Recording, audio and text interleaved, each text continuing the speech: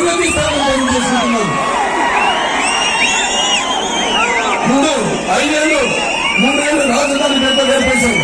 దాదాపు నవరత్నాల పేరుతో మీ అందరి నడువులు పునరుద్ధరిస్తారు. నవరత్నాలతో ఏం చేశారు? మొత్తం రాష్ట్రాన్ని అభివృద్ధి చేశారు. 10 లక్షల కోట్ల రూపాయలు ఎవరి కోసము?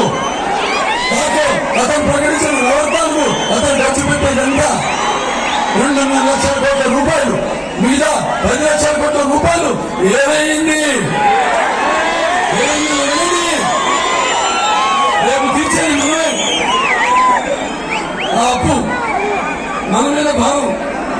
ఇది ఒక చెత్త ప్రభుత్వం, రాజధాని లేని ప్రభుత్వం, చాంద్రాల ప్రభుత్వం, బాబుడే బాబుడు ఇదేం ధర్మాల బాబు.